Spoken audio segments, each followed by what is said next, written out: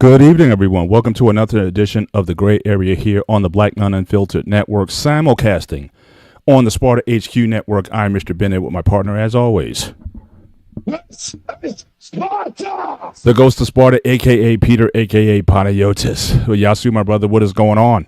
Nothing And I much. will also say, let me make sure I get. Actually, I just had a brain freeze, but I know it's your Easter. Correct. So I know it's Christos. What's the Is Christos Anesti. Anesti? Thank you, Christos And Anesti. Happy Easter. So for those of you who don't know, in the Orthodox Church, their Easter is today, whereas for most Protestants and Catholics, our Easter was last week. But certainly happy Easter. And I must say, I must give you credit. Yesterday, you were looking very dapper. You had your glasses on. You should wear your glasses more. I'm telling you, you look very sharp, very adult. Very. It's like, ooh, who is this? So I give you respect for certainly rocking it to where you were, but the glasses make you look very distinctive, sir.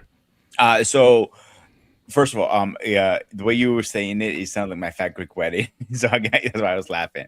So when you say Christos Anesti, you reply with Athos Anesti. And in English definition is Christ has risen, and the reply with is he truly has risen. So that's where it comes down to. And we're not Greeks are not the only one. Is the bunch of other churches. I think I know my name now. Russian is one of them. That's all part of the Orthodox, isn't it? Yeah, Russian Yeah, Orthodox, Greek Orthodox. So that's why I just mentioned Orthodox Church in general, because I thought Right. you guys all kind of ran on the same. And the on the only same, reason we do that is leap year. Like when they discovered the leap year, it kind of screwed up everybody's calendar. So that's why that's the only holiday. Christmas, New Year's, everything. Religion holidays. I'm talking about, of course. That's not fall on the same date. Everything else falls on the same date. Right. Gotcha. Yeah. But so how was your time? How was the Festivities, what's that? festivities. I call it. Meaning like the lamb, the food. Yeah, it was good, bro. Can't Oh, deny it. okay. Oh, so that right. So you guys go all out. So you guys have the love feast or the Easter feast. It's a big meal Yeah. and all that. So most people do after church because so it goes. You can do two different ways here, and it's up to in person individual. You could go to church and service starts around 10:30. The light comes out at 11:30, and the first Christos Anesti is set at 12 and the dot. Some priests cannot get it right on the dot. Like Father Cosina said, 12:03. I'm not gonna say go, hey Father, come on, hurry up, we got time. I'm like 3 minutes here, 3 minutes. I'm like whatever. Right. So right after lights, you have the option of going home or they go right into Sunday service because it's already Sunday technically at midnight. So Right. I didn't get home to about 2:58. I actually timed it. I want to see what time I get home because I know this is gonna be one of the questions, and I was wiped, bro, afterwards. And we go on a fast stomach, meaning at a certain time you cut yourself from water, Right. food, everything. So at some point you start cramping up, like, oh come on, Father, hurry up, hurry, I want to receive and get out of here. So most people will go home and go eat what's called yamitza. Yamitza is pretty much a stew with this might turn your stomach, and we in my household we don't make this. Is liver and guts soup. Listen, if anybody's not going to be offended, listen. In the black community, they eat things called hog mogs and chitlins. So, which is basically pig innards and whatnot. So, if you got folks who can handle hog maws and chitlins, then we can. I'm sure livers and that's kind of lightweight in comparison. So yeah. So I think I don't think you'd be on an island there. Yeah, it's just not my cup of tea. It's just a lot to it's just not my cup of tea, if that makes sense. So the next day we do our like a lamb and all that stuff. Always my favorite part is the lamb, man. I can't go over a roasted lamb, man. Yeah. A lot of people do what's it called a full lamb, but we do just a leg. So it really depends on your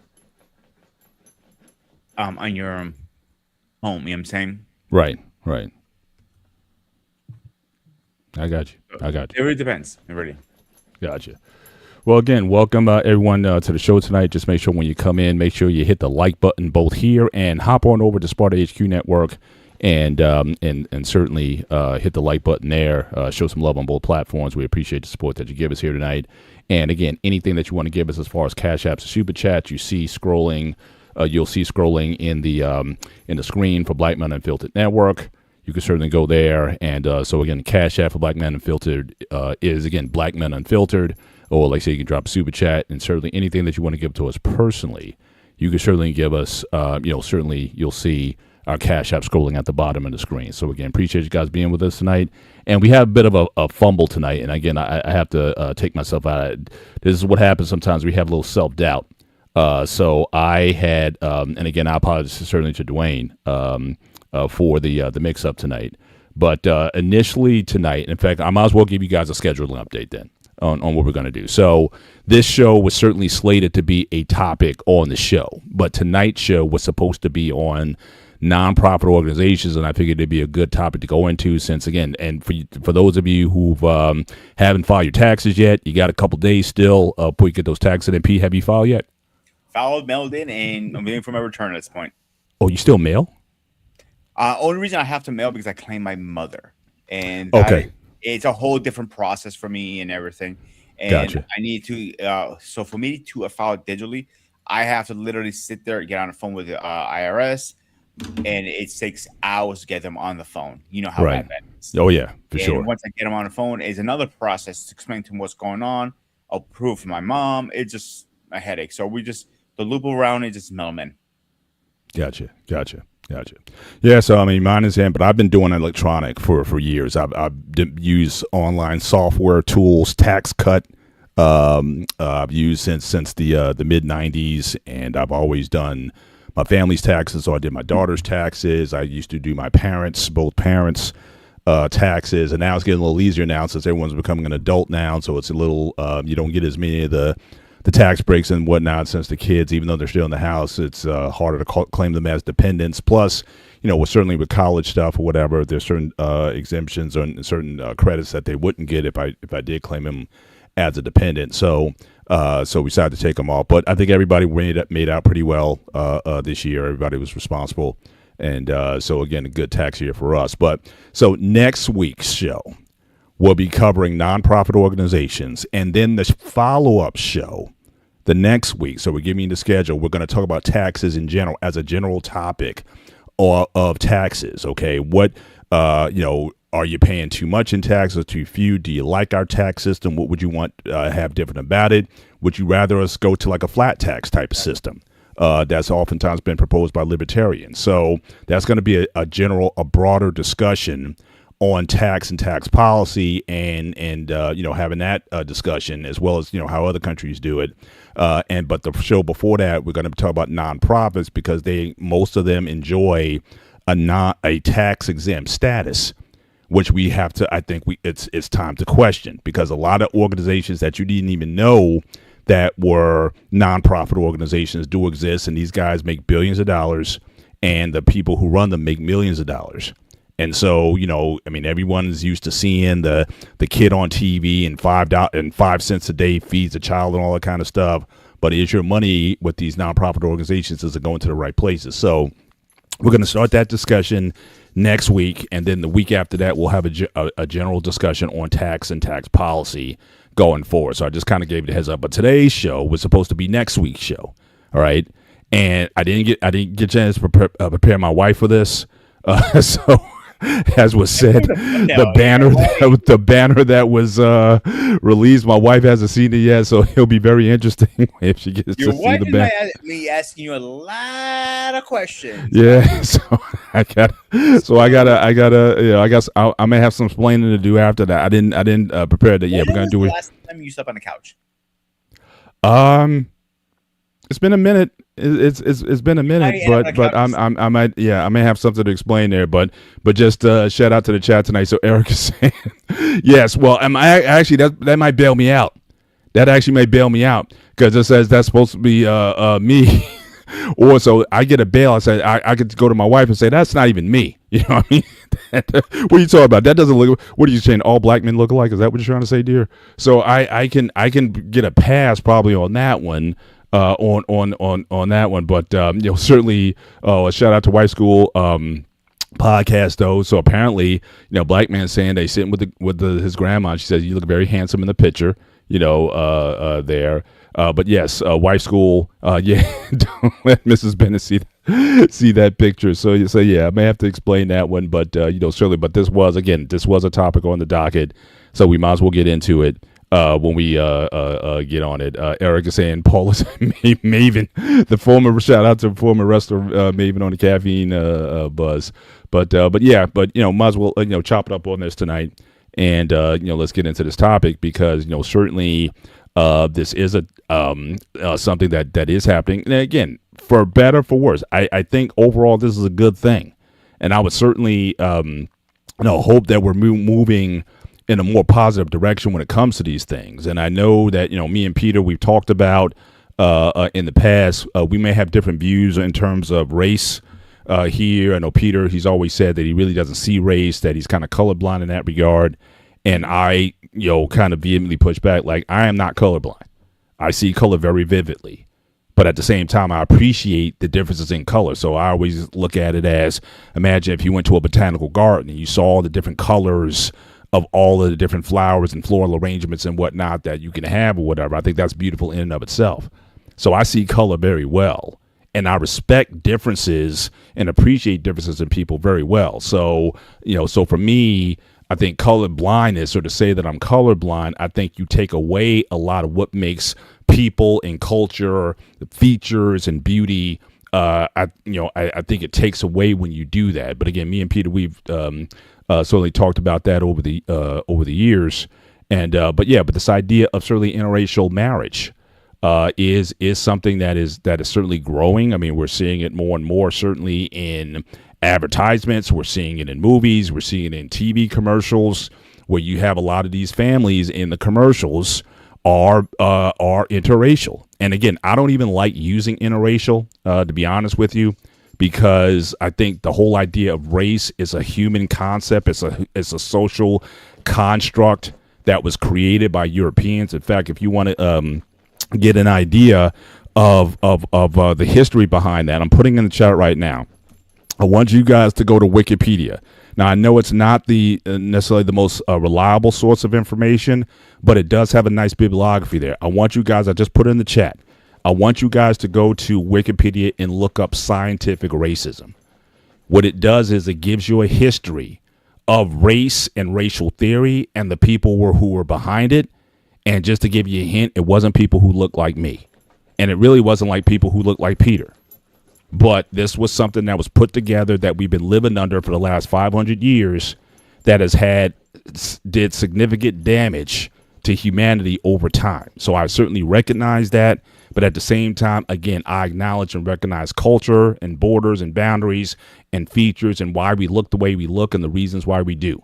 And so, but, certainly we're living in this time now where, certainly it is becoming much more acceptable to have, people of different ethnicities intermarrying and that sort of thing. And I almost think that, well, I'll make a point on that later on. But Pete, what's just your opening salvo? Because I know you've dated different colors of the rainbow, so to speak. So talk about, for you, what has been your approach to that, also coming from a Greek background, and talk about that as far as, we all know about My Big Fat Greek Wedding and whatnot, and there's American Greeks and traditional Greeks.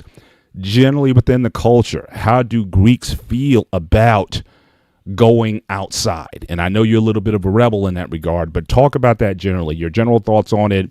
And from a Greek culture perspective, how do Greeks usually look at something like that? I'll start with my mother. My mother, when I got to the age that I was out dating, and she was like,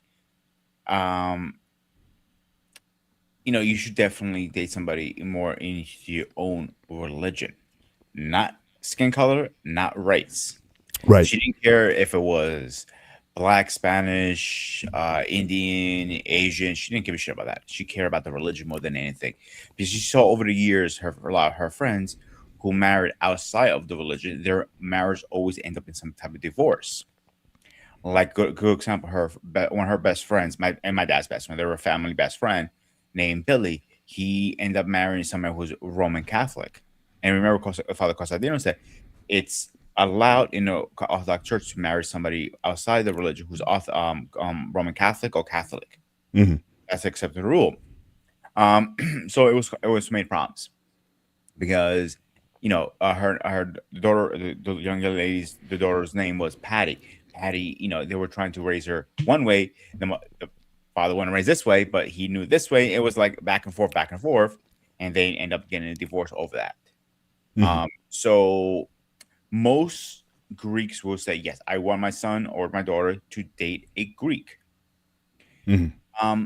In reality, it doesn't always happen like that, unfortunately. Right. Definitely Right. here in the States. Right. Because we're a species, I call it. Because I say we're a species because there are not too many of Greek people around. Let's be honest here. Right. The biggest majority is Latinos and blacks. If you want to go, and Asians is certainly growing as a population as well. I mean, especially if you combine, when I say Asian, when you talk about Asian, like from like Japan, China, and then also Asian Indians, and certainly in New Jersey, PA area, it's like that's like certain communities here. They seem like they take over a whole community there. So definitely, So you're right. I mean, definitely, it's growing here. But you said if you were in Greece, mm-hmm. and you and there's blacks in Greece. We all know about Giannis Antetokounmpo. He played for the Greek national team in basketball and whatnot. So again, if you're in Greece and you bring a black person home, what is like the initial response? And just taking on the table, if the person's Orthodox, like what generally speaking, and you don't have to sugarcoat anything, but what is the general reaction? I'm gonna be blunt. So most of them are they're gonna be like, mm-hmm. That's the first look they're gonna say because they're not there. You're a rare species there too, to be honest with you. Like out of 1,000 Greeks, you got 1% black. Mm-hmm. That's it. I am not talking about Latino. I'm not talking about any other race. Blacks are 1%. The other races are less than 1%. Yeah, very rare. So I met a couple of them, very nice guys. And when you see one walking down the street, you like turn your head like take your glass off, like definitely need to see the eye doctor. Mm. But they're the greatest people you meet. Respectful, nice, everything you should be. Mm-hmm. They're the examples I like to prove. So it's rare in there. Right. Very rare. But here, I know a bunch of Greeks who are married to a black woman. I know another one who's married to an Indian woman. Mm-hmm.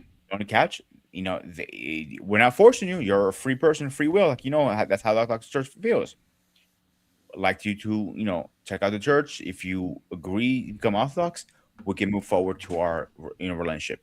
Right. And 9 out of 10 times when people realize what it is about, they're open armed and they feel like, okay, we'll be part of it.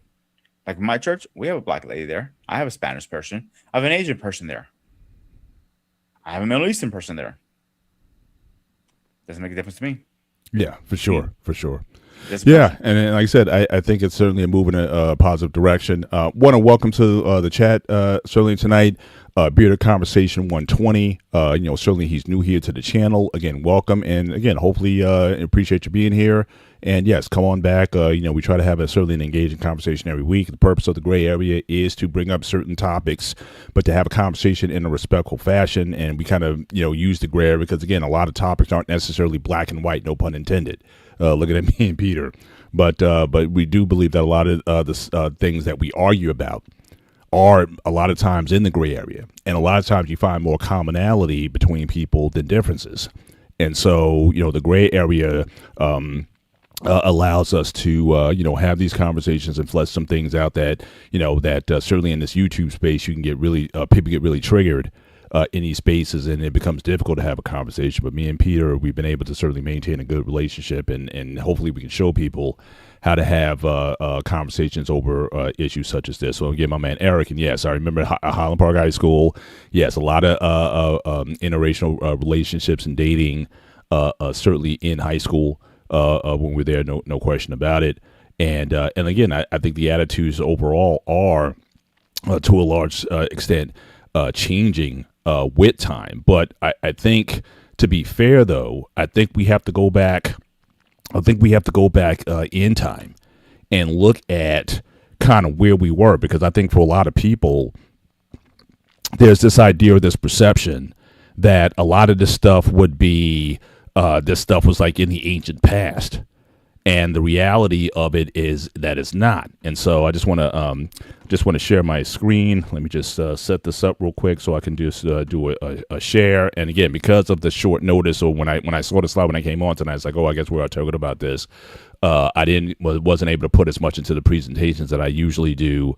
Certainly on the topic, but was just in the last few minutes, I was able to put a little something together. So just kind of give you an idea of where we were when it comes to this particular topic. So if you go back to 1967, or even prior to that. So again, this image of Mildred and Richard Loving on their front porch of their Virginia home in the late 60s.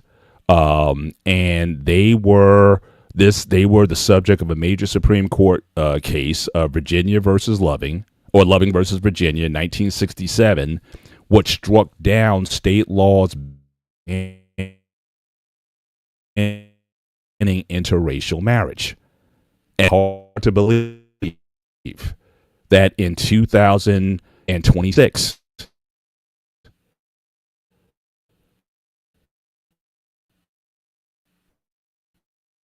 basically 50 years ago, you had states that had prohibitions religious against interracial marriage. That you had, like I said, churches, colleges, universities. You had, this was like a major thing in a lot of different states and territories of the country. Even the Mormons, the Mormon Church, did not allow for interracial marriages until 1978, when one of their leaders come out, and I guess he finally got the message and said that, oh, it's okay for people to marry. So this is not ancient history. This is within, certainly I was born in 69, so this is not too far from my lifetime. And certainly if you're Gen X, these were the times you were born in. So again, this was a serious thing. The Southern Baptist Convention, one of the largest Protestant bodies in the United States, this was kind of like law. This was taught in your Sunday schools and in your classes, that this went against God's nature. So you had all of these things going on from an institutional perspective. Right. So my man, Eric was born in 1967. And these things were going on in this country. And the fact that you needed a Supreme Court to intervene. And again, just like anything else, just because the Supreme Court rules on a case, you're still talking about several years since before it starts to catch on. Or when states and institutions start adopting what comes down from the courts. A lot of people are talking about, as if when a couple years ago, when the deletion case, for women deleting babies came out, they just thought, automatically it would just change overnight. It's actually gone up. If you look at the statistics, infant deletions has gone up since the Supreme Court case struck it down. So think about the years intervening and the years following since then, where these things are coming into place. So this is not, if you're Gen X, you grew up post this era. And so these are things to keep in mind. So again, and if you look at this couple, I mean, even Mildred in this picture, she's not the darkest chocolate sister that I'm seeing right now. I mean, in some areas, she would be considered white passing. And yet, people found it so offensive for them to be married that they had to fight this case. It would have been interesting to me, though, if she was a dark-skinned black woman, if that would have made a difference in terms of how people perceive the case. I'm just curious about that. Because if this is what you had to go on is these two, as far as people having a problem with them, imagine if she was chocolate, or flip it if this is a white woman and the brother was chocolate. What kind of reaction would it have gotten back then? So these things are, again, in our recent past. And I hear a lot of people say, oh, you talk about the past all the time and civil rights and all that. Again, it's in my lifetime. This isn't 200 years ago.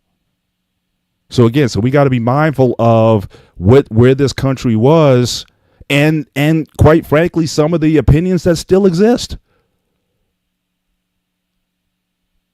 And this is in the United States, which is, again, a quote, pluralistic society. What about other nations and societies where the populations are more homogenous?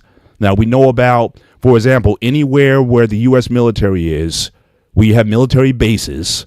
You typically tend to see a lot of interracial, if not interracial marriage, certainly you have interracial children. So, we all know about in Japan, in North Korea, in South Korea, anywhere where there's a U.S. occupation, you have these kids, these interracial kids, and the racism and the flack that they get in those countries for not being pure. Watch any video on what it's like to be black and growing up in Japan, or biracial black kid growing up in Japan or China or some of these other countries. Paul, give you two good examples. I know somebody who was married during World War II. She's a grandchild, obviously, and right. Her grandmother was was called a war bride, meaning war. Right? You get the idea why it's called like that. Mm-hmm. And she, it was strange, but they lived a great life overall. Mm-hmm. Great example. Another second example. You remember watching Prince of Bel-Air, right? Yeah.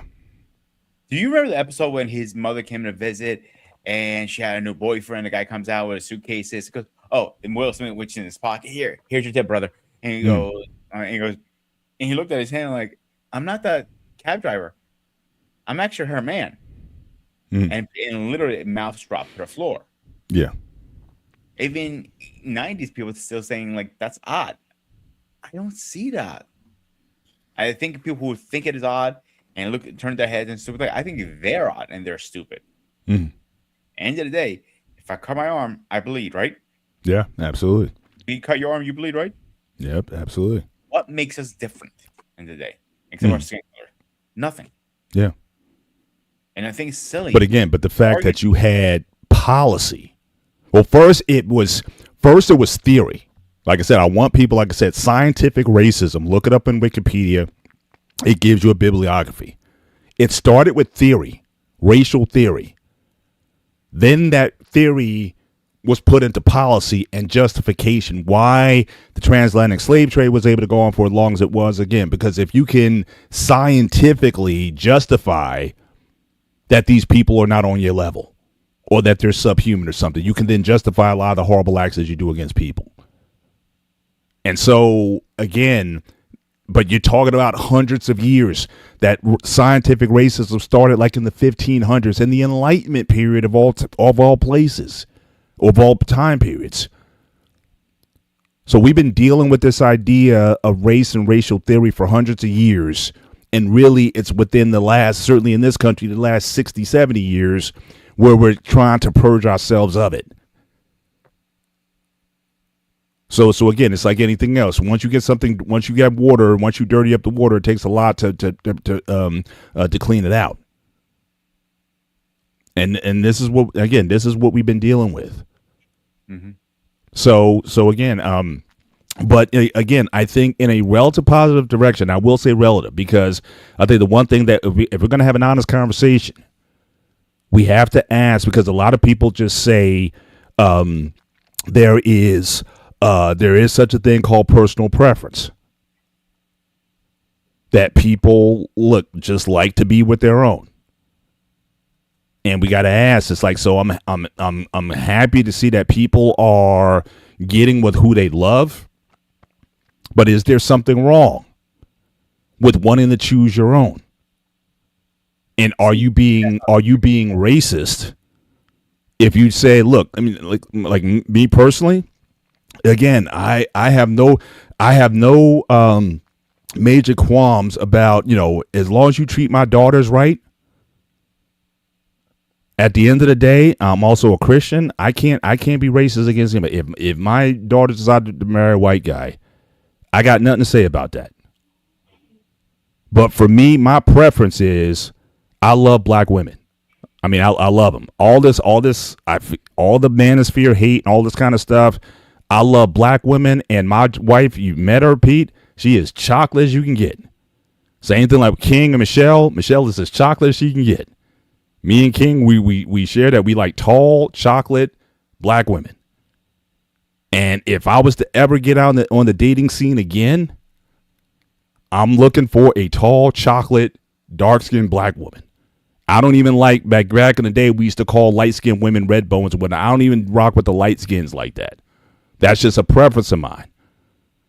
If you just have all women, all equal attributes, character, personalities, and all that, if you're going to give me a choice, more times than not, my head is going to be turned towards the dark-skinned chocolate sister. And I don't apologize for that. You don't need to.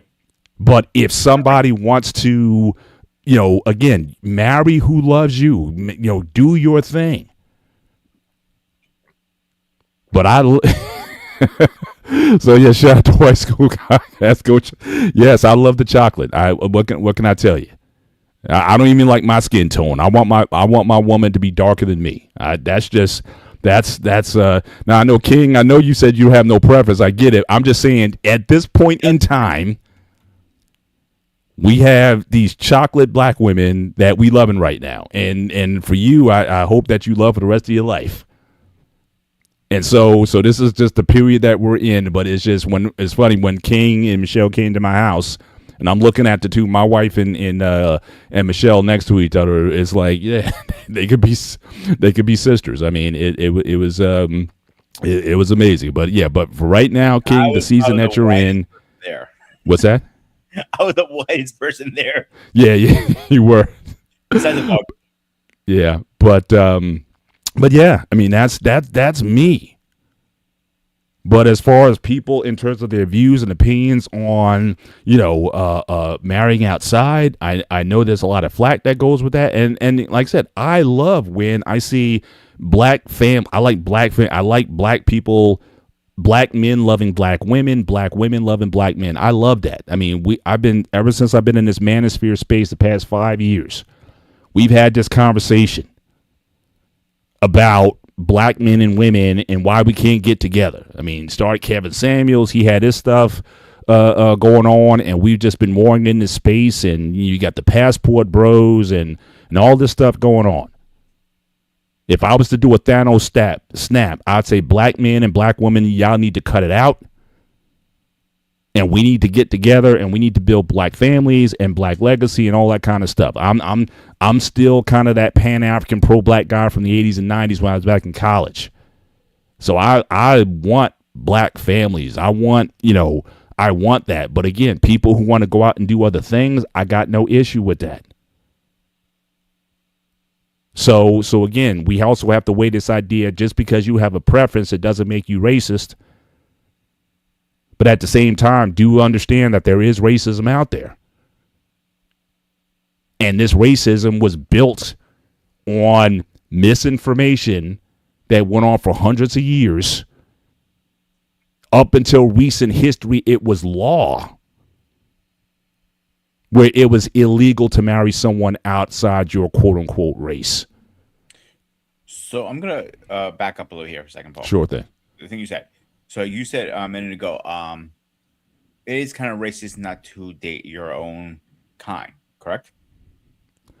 I'm sorry. Repeat the question one more time. You said you feel like it's a little bit racist not dating your own kind sometimes, correct? It's not racist, or it is. You said. No, I mean I don't think it. No, I don't think it's racist if you have a preference for your own, Yeah. for lack of a better word. Because like I said, I don't even like using the term, but to date within your race is not racist. Yeah, so in my example, personally, I haven't never dated a Greek woman, to be honest with you. Not because I'm not attracted to Greek women. I think they're very beautiful women out there.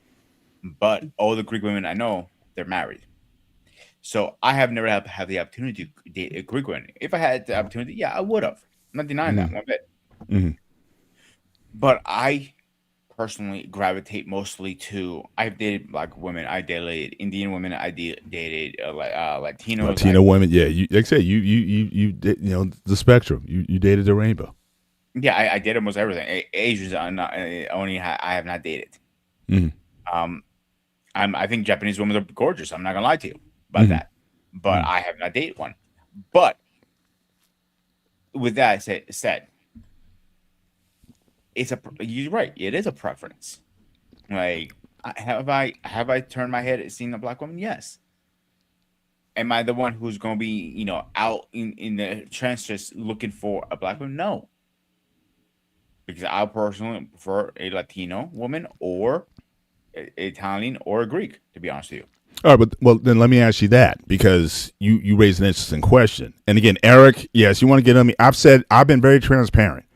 My first crush in life was Linda Carter, aka Wonder Woman from the 70s. That was my first crush. Emma Samms, she was on Dynasty. And Jeanette Little Love, why you want to put my business out there? But she was an adult star from back in the day, way back in the day. Eric called me, put him on the carpet. Yes, you were. But I'm talking about still to marry. We're not talking about dating. Because again, understand that marriage is also is a social and communal act just as much as it is a personal act. Who I might have dated back then or was attracted to back then, it's still very different than would I marry them back then. Who I want to have legacy with. Those are different questions. And again, for some people, I know a lot of friends of mine who dated interracially, but it fell because the woman, I know one brother in particular, he was dating an Asian Indian woman. And it got to a point where he proposed, he gave her the ring and everything. But she could not overcome the fact that in that community, it was too much of a bridge to go over. So again, marriage is a social communal act as much as it is just two people just loving each other. We talked about that a couple weeks ago. For most of human history, marriage was about combining of communities. It was not about we're in love and we want to get married. There was a social obligation. There was a bloodline. There was a legacy thing tied to that. So again, who you met. And again, in some of these societies like Asian India, it's not even about race. You're talking caste. Sometimes you're talking skin tone. Sometimes you're talking about complexion. Even within that ethnic group. So, so when it comes to that, so that's what I'm saying. For people to make the decision that they want to marry and also consider that you're going to have children and the type of world that they're going to grow up in. Now, again, I think it is getting easier. But certainly back then, a lot of kids felt ostracized. And again, if anyone is in the chat who grew up biracial, I remember growing up, again, not as much today as I did back in the day, but for a lot of them, it's almost as if they felt like they didn't belong to anybody. They were not accepted. If they were born to anything that was not black, more times than not, they were not accepted by that non-black culture. And even now, even in the black culture, they would get some hate, but not as much. And also keep in mind, if you're African American, on average, We are 15 to 20% white on average. And that is not because of love. I'll just say that. It was for a total different reason altogether. So you have that dynamic. That's why, again, we're not talking about just dating somebody, just, spending time. We're talking about going all the way. Marriage and possibly having children. And then that might be a future topic, Pete. And again, it's not our experience, but what about interracial children growing up in an interracial household? What's that like? I mean, you kind of, are you accepted by the black people or accepted by the white people or whatever it is, how that is? How do you self-identify? Do you identify as a black person being biracial, or do you just say I'm biracial? Which a lot of biracial people are doing now, because it was like back in the day, they were saying they made you choose. And for a lot of biracial people now, they're saying, no, I'm not choosing. My mom is black, my dad is white. That's who I am. If you want to classify me, or when they fill out the form on the application and they ask what the race or ethnicity is, they say other. Or biracial, or if the form allows for it. They're not choosing that anymore. So mark that down as a potential gray area topic. We're going to bring this up. And again, if we know people who are biracial, what it's like to grow up in a biracial household or culture, and can that be, what was that experience like? So again, we're going to test it up. But I went on a long soliloquy right there. But I want to get back to shout out to Liberty Twitcher. Good to see you again. Thanks for hopping back in tonight. It was good having you on last week, and keep the conversation going. But I want to get back to you, Pete, because I do find it interesting that you say you haven't dated Greek women, but I know people. I started to talk to Greek women. I have done that far, but it has never gotten past the talking stage. Right. So not like I said, I'm not attracted to them. I am, but everybody I know they're married. So I'm not gonna screw up someone's marriage because my ding dong wants to go boing. So no, that's not right. Right. So I mentioned this before to you, and you've never been to my church, but if you ever do come, you're gonna realize our community is very, very, very small. Hey, what's up, CQ? All right, shout out to CQ. Yes, it counts. if if your wife was like Argentinian white or something, I don't know, would it count then as much? I don't know. But certainly it's the kind of thing where, again, people look at you and look at her and being like, oh, okay. But again, from what I understand, CQ, he's Latino, right? Yes. Okay, so it's kind of both, but yeah, it doesn't matter the combination, white and Spanish. And the crazy thing back in the day, and I am going to get to my question again. I keep getting distracted here, but I just want to acknowledge the chat as we go through it. I personally, to CQ's question, no, I don't think it doesn't matter. Personally, no. He's saying does interracial count if it's white? Because we talk about white and black. But if it's white and Latino, if it's white and Asian, if it's white and Indian, yes, I think it all matters. Because in part, these are the racial classifications that we kind of are that have been sort of laid out. So yeah, I think it's still. I think I'm the new Rican. But my question is for you. I do know guys who only date outside. Now, what do you think about that? Is that something that you may find maybe a bit of self-love? So if I was a black guy and I only dated white women, would you feel a certain way about me, or even be curious as to why I don't date, for lack of a better word, my kind? Just like if I know some white guys, like who's the comedian? Oh, geez. We saw a show recently also. Gary Owen.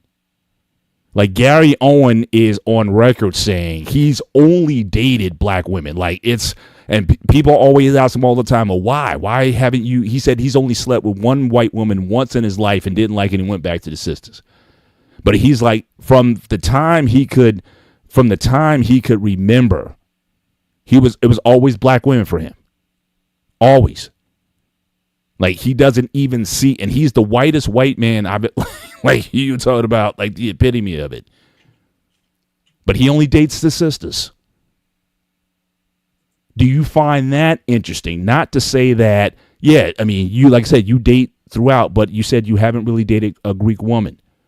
But but would you find it a bit strange that someone from a particular ethnicity who will not date their own, not to say they won't date out or give someone from their culture or ethnic base a chance, but they just say, nope, I'm not interested. I'm attracted if I'm Latina, if I'm Asian, if I'm black, I'm attracted to white dudes. If it's a woman, is there? I'm asking a question. I don't know if it's wrong or not, but and for those of you in the chat. So again, I'm being very significant in my scenario. If you find it a little bit strange if someone says that their preference, that they've never wanted to date their own. So again, King says that it's not, he doesn't find it strange. So if you had a brother who never dated a black woman, doesn't want to date black women, you wouldn't find that strange, at least a little bit. Again, that's the King if he wants to reply to that, but you can go ahead and take the question. I am going to go back out my statement. It's a preference thing. If you're attracted to Spanish women, you're attracted. If you're attracted to Italian, you're attracted to Italian. If you're attracted to Greek, you're Greek. Whatever you're attracted to. I have a dude in my church who's married to an Asian woman. He doesn't mean he doesn't like. He doesn't mean he's a bad person. That's different. I'm not. No, I'm asking a very specific question. But I'm asking a very specific question. Who you wind up with is not the question.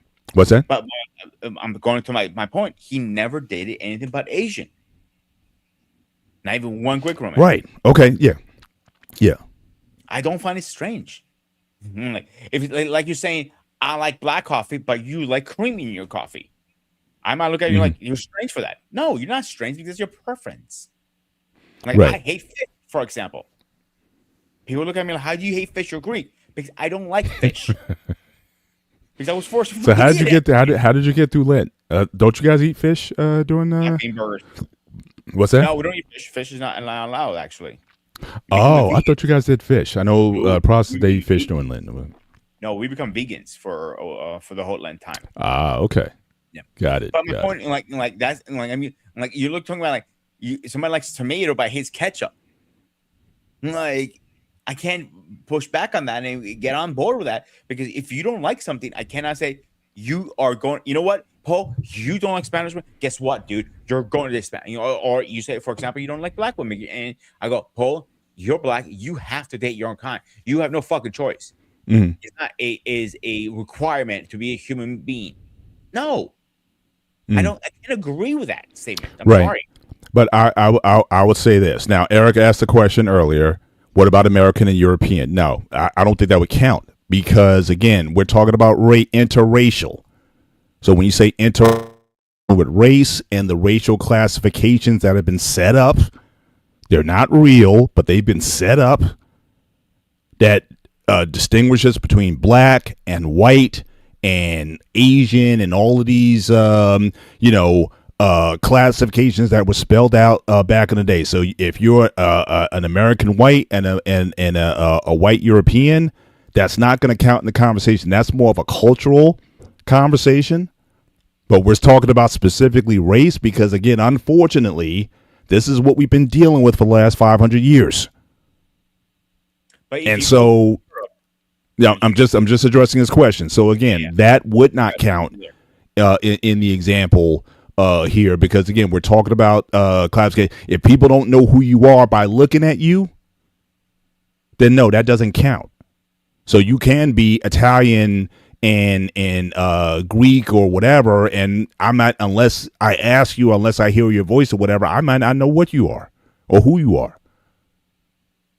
So that's part of, so the conversation is specifically on that. Is this is not about inter-ethnic dating. This is about interracial dating within the framework that we operate in currently, which I hope in maybe in the next couple hundred years we can do away with altogether.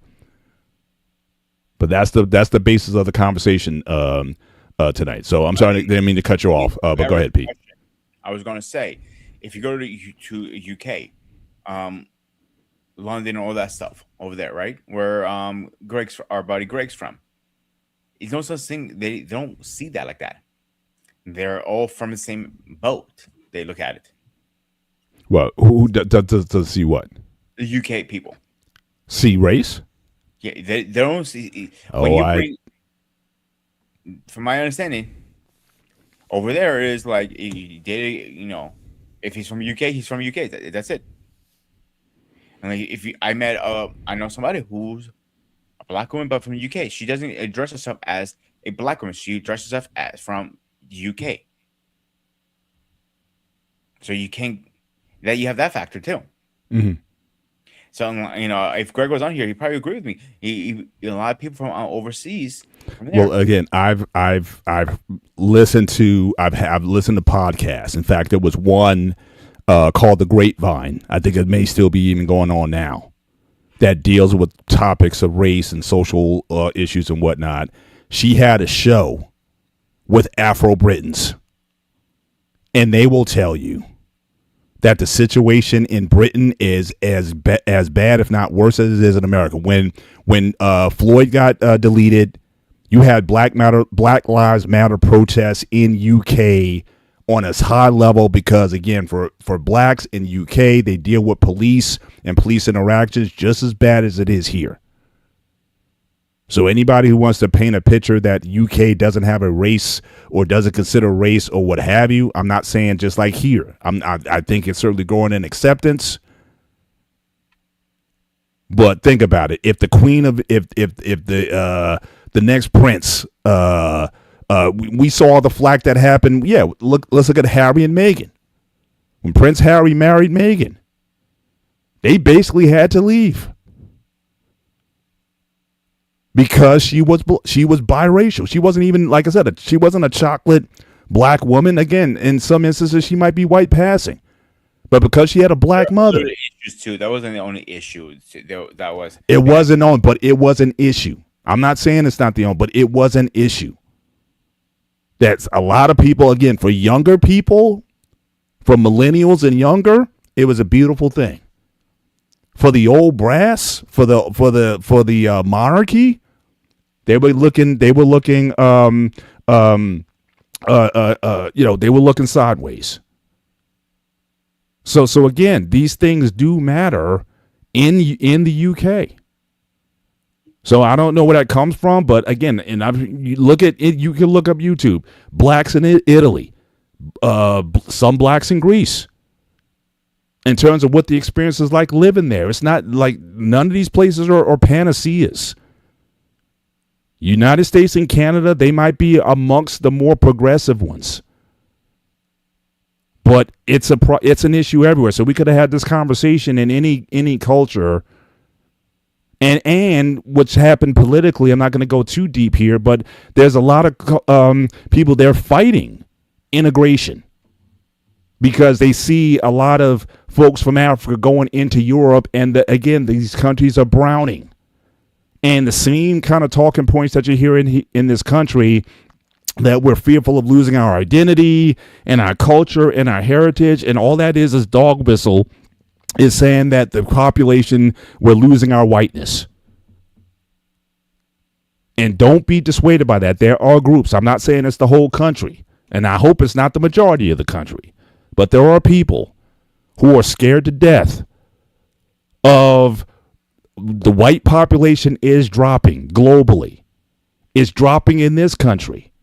In a few years, Latinos are going to be the majority in this country because white people aren't marrying and having kids to the degree that they were.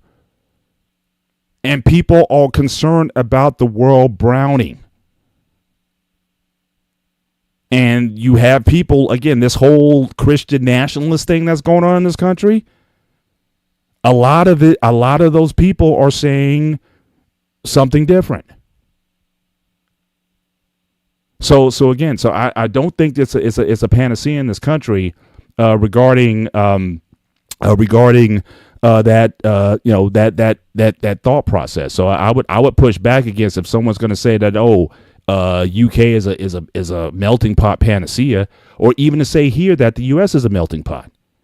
Now, again, when Liberty wants to say that it's always been a melting pot and still is, but that's not an excuse to let people in illegally. Okay, well, again, we started out the show. 60 years ago, it was illegal in several states in this territory for people to marry interracially. So, again, as far as the melting pot thing, maybe melting pot for some. If you're Irish and Italian, maybe. But if you're black and white, maybe not as much. And those are things that I think we have to, I think we have to be mindful of here. But again, this is not about necessarily immigration discussion, Liberty Twitcher. This is more about, again, hopefully moving in a good direction where you have more people are marrying interracially. So again, that's why they're marrying out to the Latin because they identify as white and they're not. Now again, so that's a conversation you and Liberty Twitcher and White School, you guys can have that conversation. But again, this is not an immigration discussion. But all I'm saying is when it comes to, again, populations and what those populations look like, regardless of how they come in, whether they come in through legal means or illegal means, people are marrying interracially. And because of that, people are saying, some people think of that as a problem. Some people don't think it's a problem. But we're having the conversation tonight. And again, just to go back to my slides, I think things are changing for the better. I mean, we're certainly seeing, since the 60s, we're seeing certainly a big uptick in interracial marriage. In particular, probably the largest group, again, as the discussion here, the white and Hispanic marriage rates are rising. Interestingly enough, there have been campaigns in Latin America, in the Dominican Republic in particular. People don't know about maybe some of this. If you go back into like the 1800s, a lot of those Latin countries, because of slavery, had very large black populations. Argentina had a decent-sized black population in Argentina. But because they wanted to whiten the race up, they brought in people from Spain and all these other countries to basically lighten up the population. Here's another example, Paul. But most people don't know this. Sicilia, who's a part Italian, obviously, that island was majority and probably at one point only blacks. Yeah. So you hear sometimes, and that's one I get on my last nerve when Italians go, "I'm actually black." I'm like, dude, you're whiter than me. I'm like, don't bring that up. I'm like, you're just stupid. That's why it annoys the shit out of me. Right. But people don't know that. They don't want to admit that. Like, a lot of times people won't admit it. Sicilian was 99.9% blacks at one point. Let's talk about that. And it got, like I said, they got lightened it up. But the same thing happened in Latin America, where they wanted to what they call improve or enhance the race. That was the policies that was done, especially in DR, to lighten up the lighten the racial mix up. I can't answer because I never heard of that to now. To be honest with you, Paul. Yeah, but that was a policy. Or, your honesty is not your facts aren't on point. I'm just saying I never heard of it. You know what I'm saying? Right. But I mean, that's been done for. So it's almost like you encourage interracial marriage, but for a very different reason than people just being accepting of it. But again, just look at the charts. I mean, it's go ahead. If you remember, I told you before, and I told this on this show and through the channels and everything, I dated a Dominican woman for a while, if you remember. Yeah. Before we met, before YouTube and everything, I was with her 3.5 years. She was white as me. Not denying that. Right. Now, her brothers, Sandy, may he rest in peace, he was tannish. You know what I'm saying? And her other brother, her oldest brother, he was more darker, if that makes sense. Yep. So it was like a pyramid, like Yeah, dark. yeah. It's a cultural mix. I mean, just like with Puerto Ricans, like we just got back from Puerto Rico a couple weeks ago, and again, you see it. You see Afro Puerto Ricans, you see European looking Puerto Ricans, and people my complexion, a little darker, a little lighter. It's across the board. The original Taino people who were there intermarried with the slaves that were there or with the white Europeans that came to settle the area. And so, yeah, you're going to have this mix. It's interesting. In a lot of those countries, they have multiple racial categories based on complexion. I think one of these countries, I think Brazil has something like 26 ethnic classifications, depending on how dark you are. So again, you think it's more binary here, but even in those countries, there's a mix, even greater mix or distinction between the different different ethnic groups there. So I certainly agree with that. But I think the trend that we've seen certainly here from the census, again, interracial marriages are going up across the board in all sectors. Go back to the 60s, in a lot of places it was illegal. But as you start to go up, through the years, it starts to change. And again, I think a positive thing is the approval. So again, back in the day, regular surveys from 1958 to 2021, most people don't have a problem with it. But I think a lot of that depends on the age. So if you're talking about from the 60s, so your grandmother or your parents or your grandparents from the 60s, would they still be part of that lower percentage? And for those certainly born after the 60s, or like I said, I was born in 69, and you certainly see the rates going up. And with the younger generations, they don't seem to care as much. I'm not saying that there's certain pockets that do, because again, they have to answer back to the culture that goes back to the 60s. And that's why I said this isn't about dating. There's a big difference in my view between dating someone interracially and marrying them. Because when you marry them, you marry their past also. You marry their family, you marry their legacy. And a lot more people are going against that. And it's like, look, tough. And a lot of these people, the good thing oftentimes is when the kids come. I've seen this certainly with Asian Indian marriages. Typically, the parents, if you marry someone out of your caste or something like that, or maybe the guy's Hindu and you're Muslim or something like that, they usually come around when the kids come because they want to see the grandkids.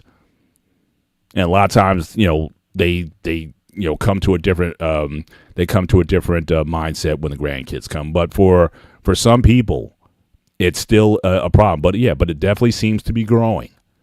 People don't mind as long as you can, again, get along, have the same value sets and whatnot. And like you said earlier, start the show, maybe you have the same faith or religion or whatever. Then for a lot of these people, it really doesn't matter. And I got no smoke for them at all. And I wish them just nothing but the best. Like I said, if my kids came home and said, look, I'm dating, or I want to marry someone who wasn't black, I would have nothing to say. I wouldn't say, no, you're only supposed to marry black. I wouldn't do that. If they're loving them, if they're treating them well and taking care of them or whatever, I got no smoke for them. And I would embrace them as my son.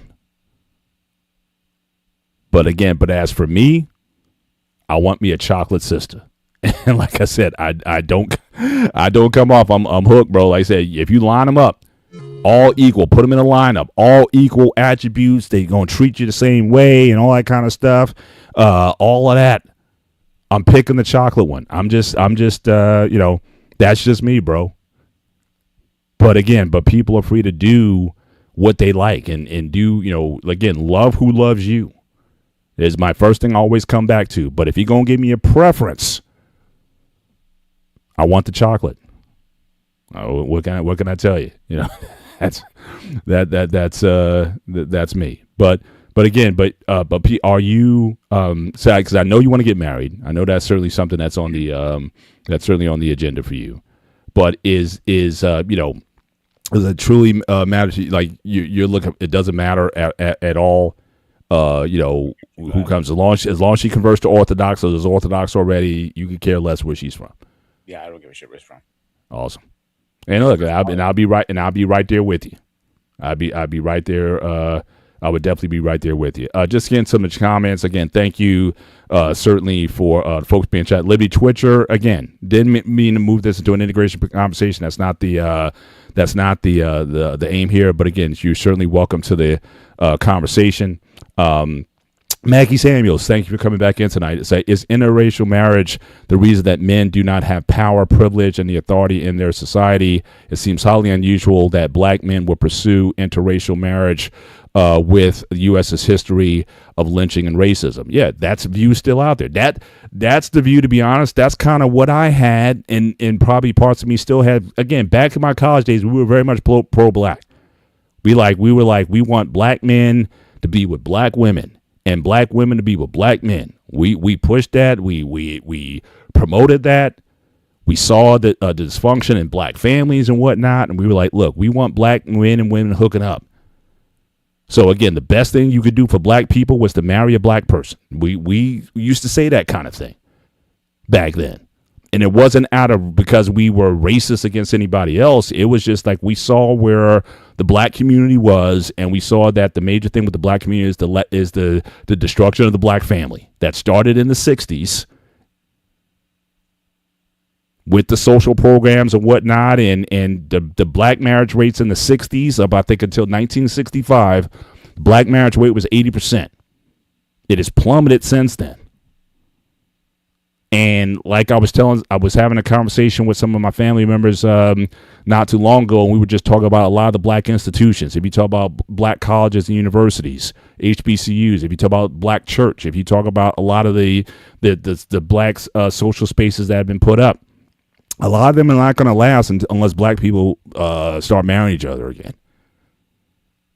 And again, what the last 5 years has done in terms of the conversations in this space, in this YouTube space, I think it's done a lot of damage to the prospects for black men and women married. It certainly opened up the conversation, which I think is important. We need to have the conversations. But if all you need to do is watch any of these pop the balloon shows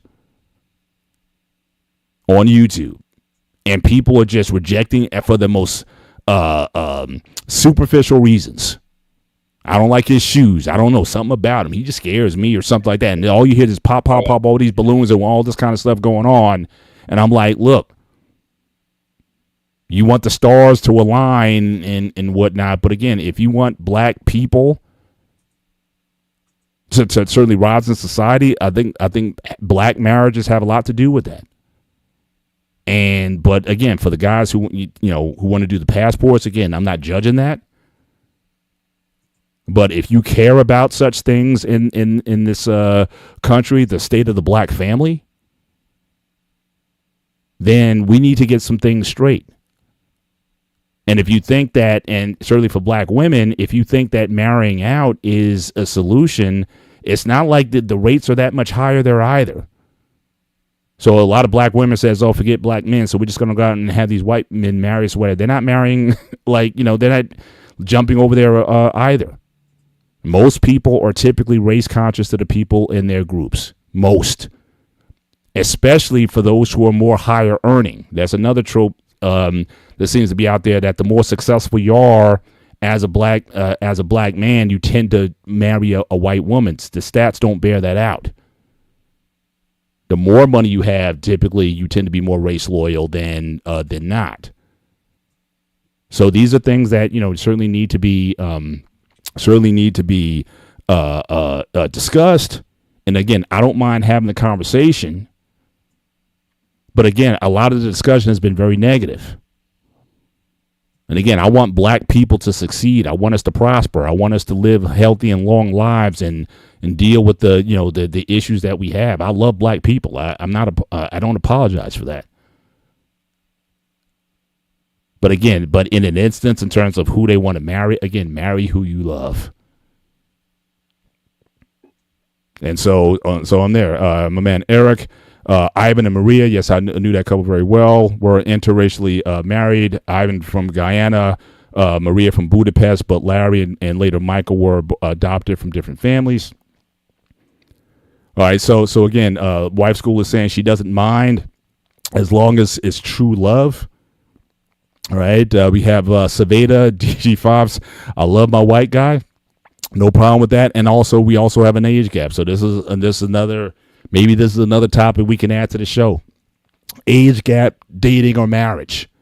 Could you marry someone who's like, in this case, 13 years? But again, is there an age limit in terms of what's healthy for people to marry? Should a 40-year-old marry a 20-year-old or something like that?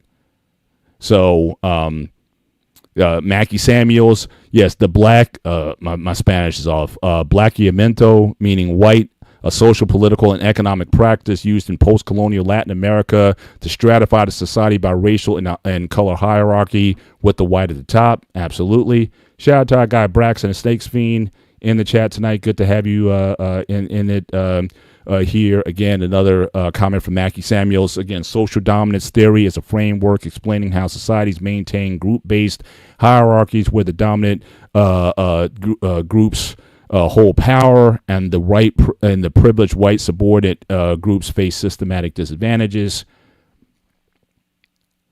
Braxton says black American marriages were at the highest in the 60s. Yep, I made that point earlier. And part of it was because they had to stick with one another because it was mandatory due to interracial marriage being illegal.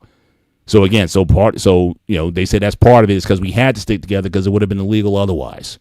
But certainly we've certainly come a ways since then, and I got a ton of comments I need to catch up on. Yes. Interracial marriage lasts much longer with black men than black women, stats have shown. My man Eric, ultimately Ivan and Maria did get divorced, and Ivan. So that's the one I knew. I didn't know Eric. I didn't know his first wife. I did know the second one, but I wasn't familiar with the first. So again, thanks for clarifying that. And some white guys made their statements about black women getting with them because they believed the relationship was going to be better than being with a black man. And we talked about that at the beginning of the show. So you're late to the party, Braxton. I started the show talking about the 1967 Supreme Court's case again, Loving v. Virginia. Even with people who are gay or bi, when they tend to date or marry, they be doing so in their own first, amongst their own first usually. So even in the LGBT community, interracial dating there can sometimes be problematic. So last comment here, I guess this is directed to Wife School, said the primary reason why blacks come in all colors, the history of the U.S. Again, we all know why. Like I said, if you're African American, more times than not, you're going to be on average. If you went and took a DNA test, you're going to be anywhere between 15 and 20% white or European DNA. And again, that wasn't because, for the most part, it wasn't because of love. It was because of slavery and all the stuff that kind of came with that. Shout out to King again. Again, thank you for being in the chat. Let me just plug your show again, The King and Me Show. Mondays, 7 p.m. Eastern Standard Time on YouTube. Look up The King and Me. King, if you want to drop your show in the chat. But again, him and Michelle, certainly they talk about, again, dating and relationships and whatnot. And, so they have a really good show. Certainly worth your time. And usually I'm listening to their show as I'm walking my dog, who's right here next to me right now. But that's my dog walking show. But always looking to get on with those guys, certainly whenever I can. And Braxton is thanks me. One of the reasons why black women, feminists who are among the strong and independent vibe, don't go over the fence is cause men in other groups is because those men come from patriarchy. Yeah, it's not like black women are just leaping over and finding all these white guys who want to marry them, especially if they come with again, I want to choose my words wisely here. I have no problems with feminism. The idea of equality between the sexes, I got no issue with that. But there's ways of different feminism and whatnot. But if it gets to a point where you think that men are beneath you or you don't need a man or whatever, yeah, it's going to be problematic. But I got 3 daughters, so I have no problem with equality and pay and all that kind of stuff. I certainly have no issues with that. But like I said, in the modern time, it is certainly changing. Now, again, why people are doing it, some are because they maybe find frustration in dealing with women from their own communities. You see that, for example, I know a lot of, and this is not necessarily an interracial thing, but I know a lot of Jamaican women or Jamaican American women who refuse to date or marry Jamaican men because of their their ways, the way they think, the mindset. It's like, when you're in America and you want something different for yourself. So I've known several Caribbean women who don't like to date Caribbean men because they are patriarchal and want things a certain way, and they want something a bit more modern, or at least someone has a different mindset than men from there. So I do know that to happen. But certainly, but for the folks out there who are single, what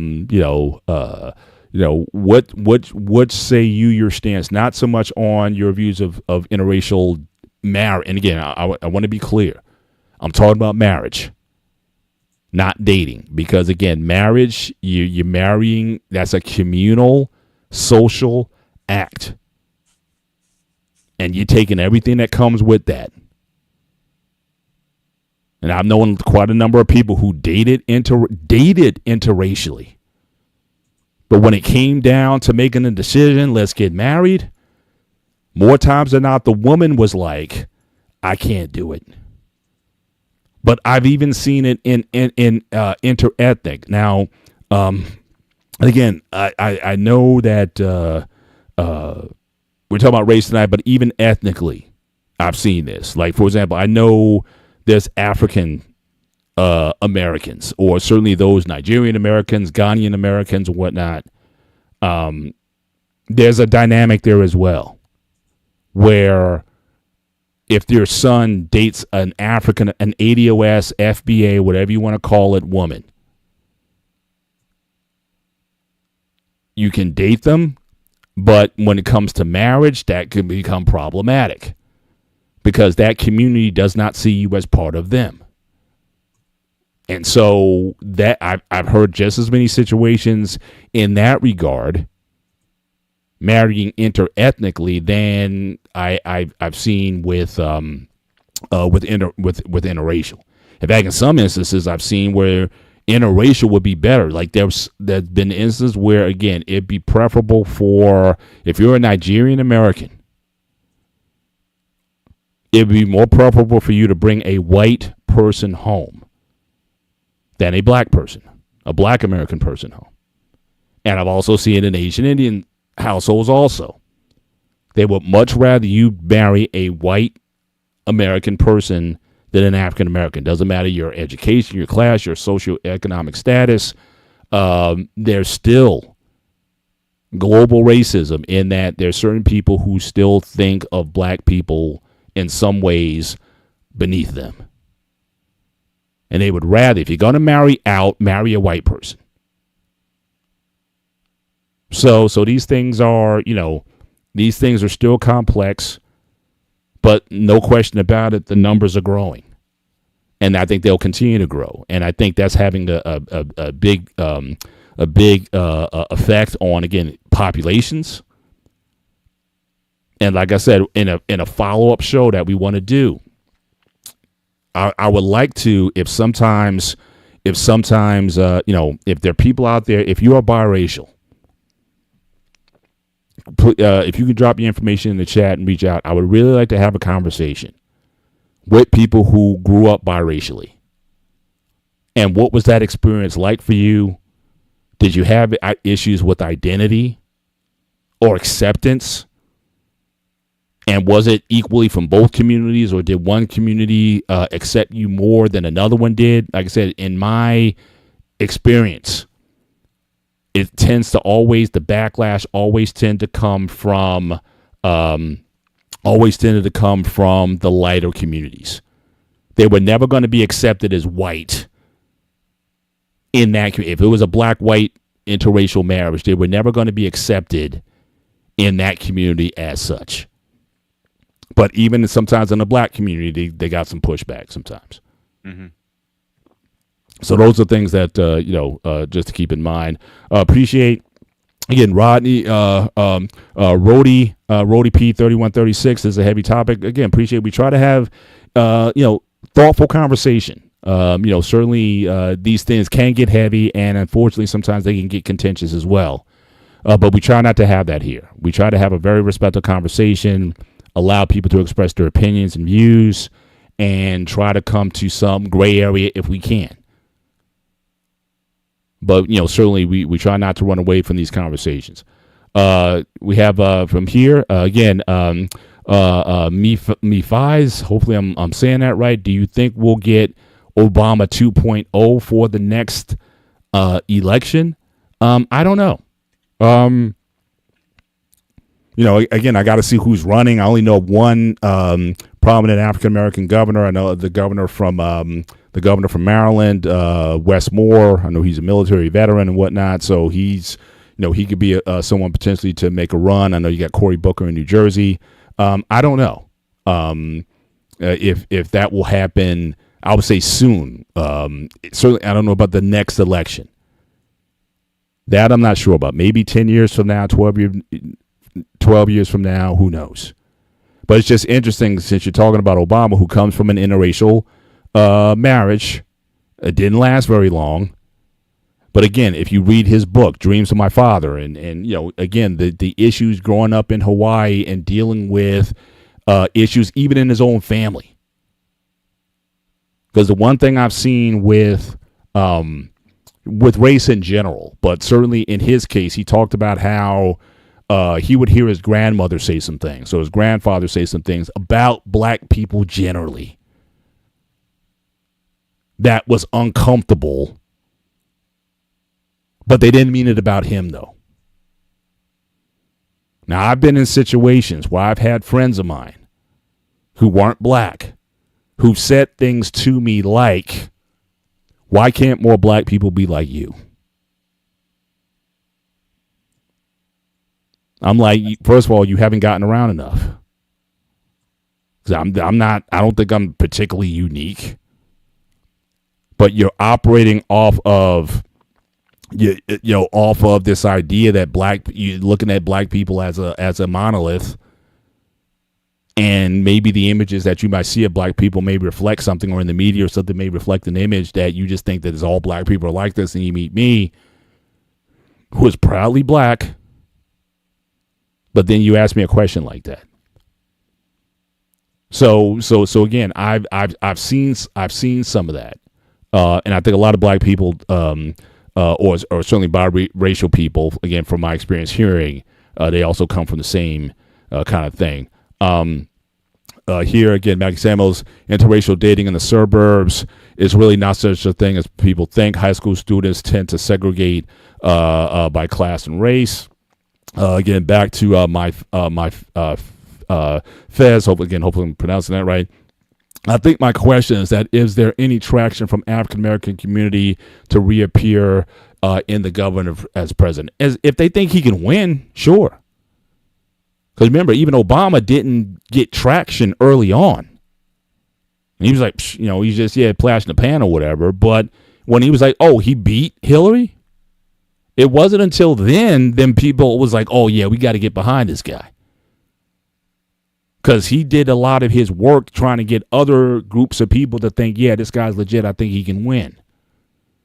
But when it was like, oh, we got one who's live, then yeah. I think people will jump on board for that. I don't think there's no question about that. Braxton, Mr. Bennett, yes, I read one story in 2014, 2015 with a gay black man getting on with a white boy while they were enjoying their time together. The white boy told him, "That's cool, but yeah, it's yeah." Like I said, it's in even in that community, that's a minority within a minority. That even then, it's still an issue. But again, as we started this conversation out, 1967. So again, if you're Gen X, you were either born a little bit before that time or during that time or a little bit after that time. Virginia v. Loving. So Virginia, which isn't even, yes, Virginia is a southern state, but they're kind of like, you know, they're not deep South state. You know what I'm saying? I mean, they're not like, you know, this isn't Alabama we're talking about. But in Virginia, and again, go back to the picture that I showed earlier. This is Mildred and Richard Loving. This was the couple that everybody was up in arms about. Again, this is not a shot. I mean, and this is a grayscale photo, so it kind of makes it even more so that you know, it's not that they're not that distinct from each other. But everyone was in a fit because these two wanted to marry. And the Supreme Court had to strike that law down.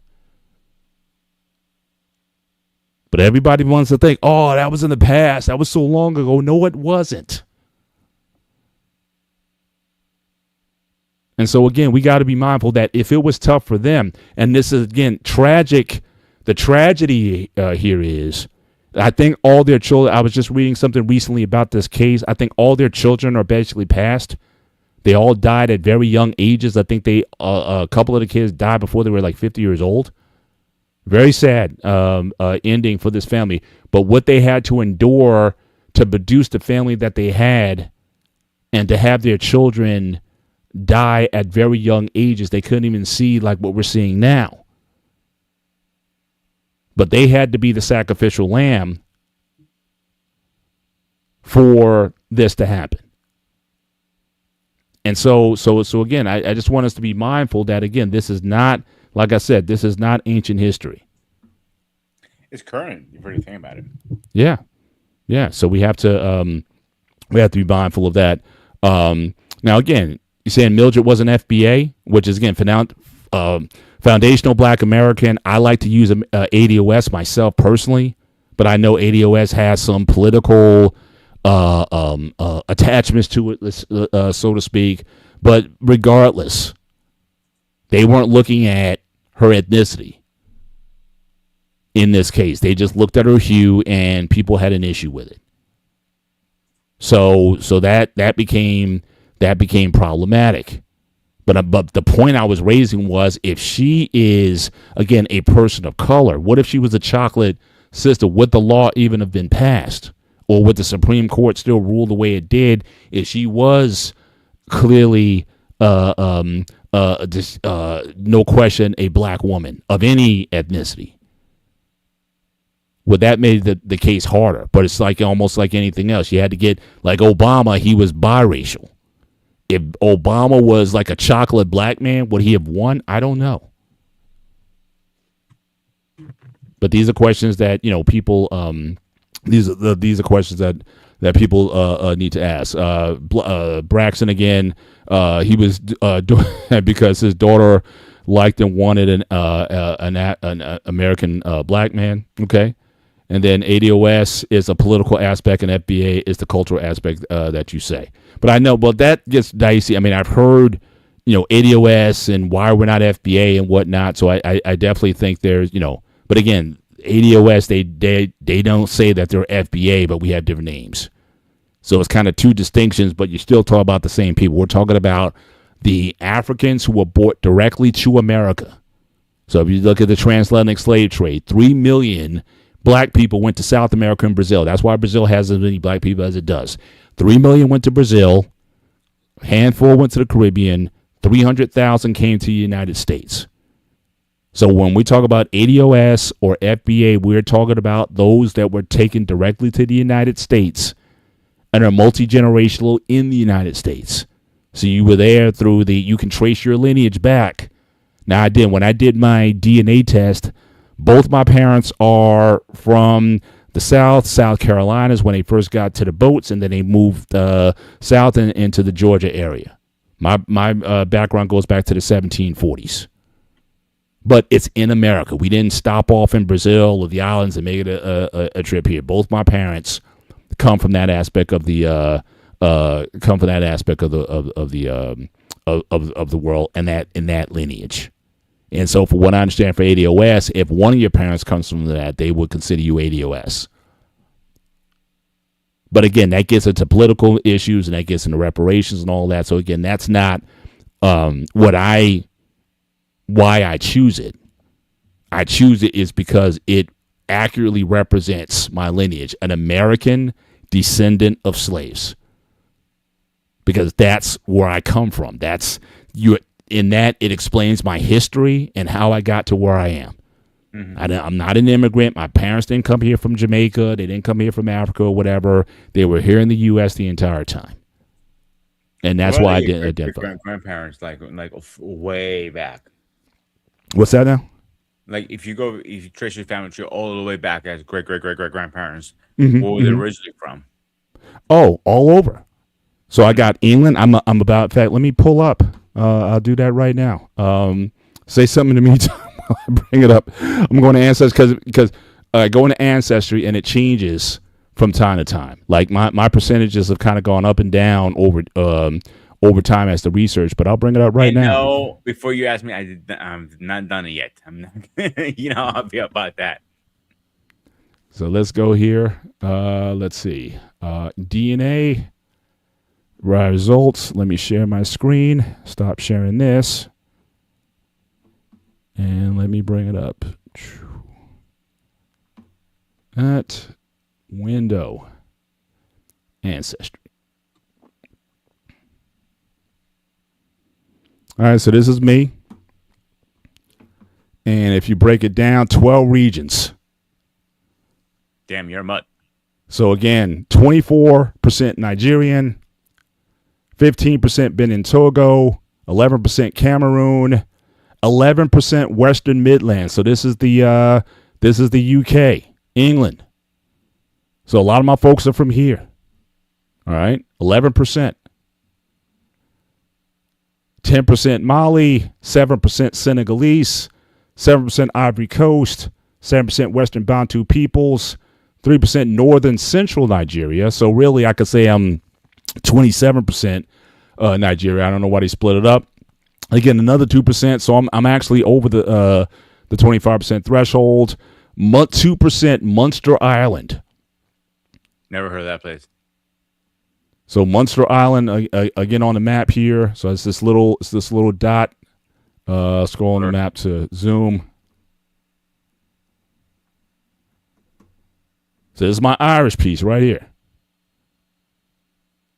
And then 1% Swedish. So I got a little. So the Irish part, it does not. It says at all. So like I said, I got a little of everything. But again, if you're African American, it's going to be the case. So I'm like 84%. If you add up the totals, 84% from sub-Saharan Africa, Western Africa, for the most part, and then you got all these other groups that make it up. So again, West Africa, a little bit from Central, and then England, Celtic, Gaelic. So this is me, But like I said, I don't think this came from what I know of my own personal family history. None of this came because somebody just loved each other so much. This came from most of that ancestry comes from slavery. And so, I take it for what it is, but either way I'm here. But hopefully, people are choosing. If you choose to marry interracially, again, you're doing it for the right reasons. That there's love, there's respect, and again, there's the commitment. But then also you're also willing to take on what comes with that. So again, biracial children. But again, I think that's becoming more the norm. If you look at the NBA right now, I mean, it's like half the league is like biracial. If you look at if you watch the March Madness or whatever, a lot of these athletes and whatnot, their dad was a basketball player. They might have played in Europe and they married a European woman or something like that. And now they have, they have their kids playing in the NBA or college basketball or what have you. So that seems to be certainly a growing base within the NBA. Where before it used to be just black and white and maybe some European players, but now certainly they're making up a good portion of the league as well. But again, I'm here for all of it. Like I said, I think that as we go on. So again, if Pete, if you have some biracial kids or whatever, that's going to be kind of cool. So your uncle Paul will be, certainly. I'll be getting him into shape, and I'll be training him up for the whatever it is, man. But however you decide to roll with that, you got my support. So Like I said, I don't see a difference really. Don't, because end of the day, if it's true love, I don't remember who said that before, but if it's love in the relationship, that what matters. Nothing else does. yeah. It's like everything can go out the window. Like my mom knew this good guy. I think he married a Spanish woman. I can't remember.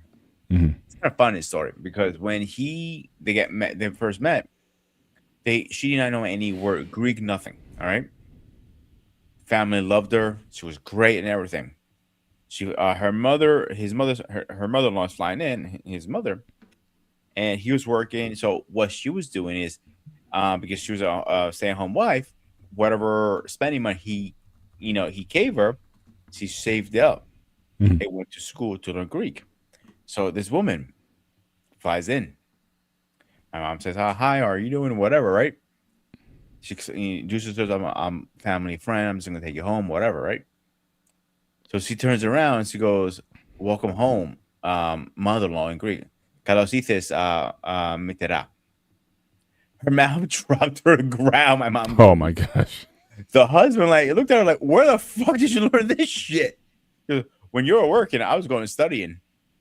I'm like, that shows you right there. Like it can work if you Mhm. want it.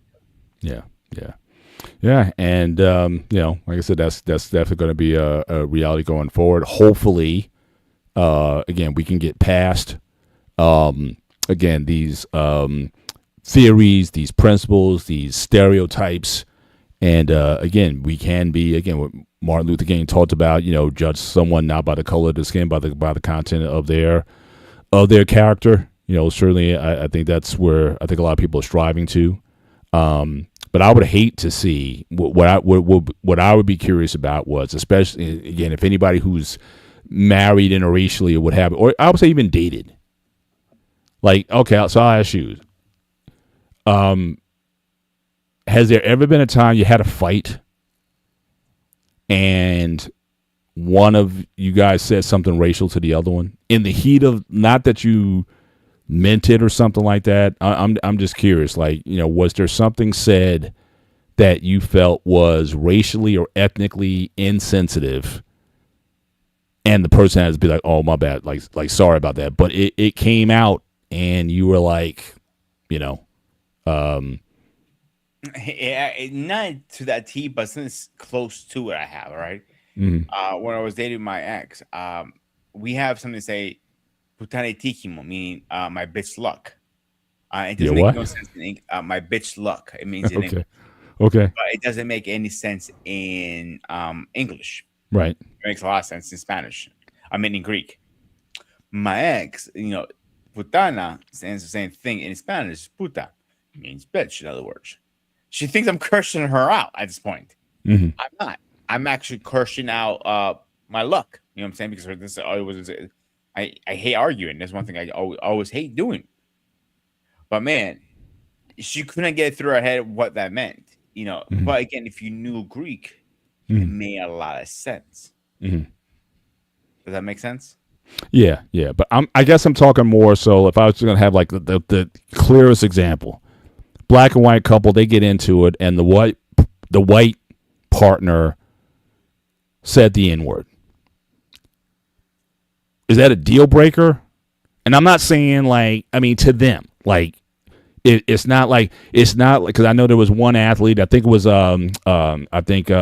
Barkley from the Eagles. I think his girlfriend got in trouble because they brought up a video of her listening to a rap lyric or something, and the N word was in it, and she was just rapping the lyric or whatever, and then people were in upper. I'm not talking about that. I think that's just petty stuff. I'm talking about in the heat of battle. You guys are going at it, saying stuff or whatever, and someone says you white or you black something or something even more derogatory. Would that be the end of the relationship? It If could have that, been. Yeah, yeah, probably. just in general. So I'm just wondering, have there been people like that who have like again you're brought down to sort of your lower your lower standards, your more base instincts. You're trying to be a better person, but again, you might have grew up, like I said, you might have grew up in a situation, and you've changed your views on certain things, but again, that part of you might still be there at a point, and if you get into it or whatever, you may say the wrong thing at the wrong time. Or if it wasn't to you directly, what if it said to someone else? So let's say someone cuts you off on the road, and how things get heated, middle fingers or whatever, and the person blurts out a racial epithet to somebody else. Would that end the relationship? So so they might not have called you the N-word, but they might have called someone else the N-word, and it wasn't in an affectionate manner. Would that end the relationship? I'm curious, especially for those who've done that. Yeah, I'm curious to see if that could you survive something like that? For me personally, that would be the end of it. I believe there are things you don't say and things you do say. Mm-hmm. I do understand in the heated moment you say things you don't mean. Right. But that is one bridge you cannot cross if you're gonna bring bring race into it. Mm-hmm. Because I'm 9 out of 10 times I'm betting you right now. It's probably a fight is not about had nothing to do with race. Usually, it was about something else. Money. Hey, thanks for King. Thanks for being with us tonight. Certainly, definitely get some rest, and I'll see you guys tomorrow night. If you guys are having a show, I'll definitely tune in. You take care. Yeah. Usually, it's probably about money or anything but race. So you're throwing race into it and throwing racial terms into it. Mm-hmm. Yeah, I'm not gonna be cool with it. I'm gonna be pissed. All right. So what about if it was a sex thing? Like if you called your woman a B, is that over? Probably. Because you're crossing another bridge, you can't come back. Yeah. Although I've heard some doozies. I've heard some couples, they got into it, MFer, FU, all those kind of terms and everything, and they, still together, or they worked it out, or they got to a place where they could work it out or whatever. But I've heard couples say the most to your husband or your wife, whatever the argument, like fuck you, I'm doing the best I can, kind of thing, or whatever. You know what I'm saying? Yeah. That you can come back from. But if you're going, you fucking bitch, nah, you're not coming back from that. I've seen some. I'm telling you, I've seen it. Probably a very toxic relationship. It is, but they're still together. So, like I said, and I'm not saying they've stayed that way. They've had to work to some sort of, conclude resolution on that. But again, I've heard some couples say the most insane things to each other in the heat of the fight. Very, twitchy personalities. You know what I'm saying? Like the language is, but it's almost at the same time they're also attracted to each other as well. It's like they can say all that stuff and like 10 minutes later they're having sex. You know what I'm saying? It's just or make up sex, by the way. I'm just saying. You do have some couples like that, dude. Just like when the words fly, but it's almost like you're almost desensitized to it. You know what I mean? And just the woman will say, "You're just an F in this and F in that, and I don't know why I'm with you," and all this kind of stuff. And the guy's like, "F you." Argument, what's that? Get it? Some curses you're gonna say during an argument because of the heat of the moment. But some of them you cannot use. Like if you call the woman the C word, here's another one. The real ones will come out by being wasted or being So alcohol could do some things to people too. You may think you've done a lot of work to reform yourself or whatever, but they say there's certain people that tell you the truth. If you're drunk, all the truth tends to come out. You know what I'm saying? So it's that's the thing too. You might not even remember what you said, but when you on some stuff, that can all say, and it is insane. But like I said, no violence. Although I know couples who they'll see. I know family members. I've been there that violence has been used. That's one thing I want to accept in ever but any of my they relationships. were able to work through it. You know what I mean? They were able to work through some things. But yeah, I don't think those things are ever cool. But I'm just saying. But certainly, even today, certainly for those as we start to land the plane on the show. And again, I really want to thank everybody for being part of the show. Whether I agree with your comment or not, again, you're always welcome here. All we ask for is to be respectful, certainly to us, and be respectful in the comments. And certainly all of you really showed that tonight. So we really appreciate you guys being part of the conversation tonight. But again, I think on the whole, on the norm, I think generally this is a healthy this is a healthy trend that we're seeing certainly in this country and through other parts of certainly in Western culture anyway. Again, in Africa, is this happening on a big basis, or in India, is it happening on a major basis? No. Because like I said, Africa, India, not only do you have a racial requirement that you have to pass, you also have to have a caste or class you have to pass. And some of these folks, when it talks about legacy and bloodlines and whatnot, they're very, they're very sensitive to that.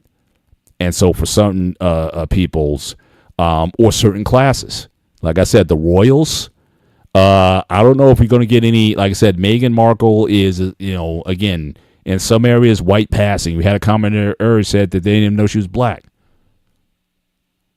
But again, it's going to take a while, if ever, if you see a chocolate person like someone who looks like my wife or Michelle wind up in the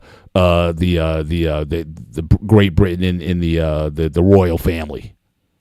That's going to be a long way away, if ever. So again, certainly a lot of these things are sort of locked in, and you can wish till the cows come home before those things ever become realities, and it's not likely, at least not in our lifetimes anyway. We'll have to see what happens down the line. Monarchy is coming apart very slowly. So we have a few more years before we see them go bye-bye. Yeah, because, again, the kids are being, I think certainly the main prince now, I think, I think he'll certainly pass it on, but who comes after them, who knows? But again, certainly for those who have married interracially, again, I wish you nothing but success in your relationship. I would love to hear from some people.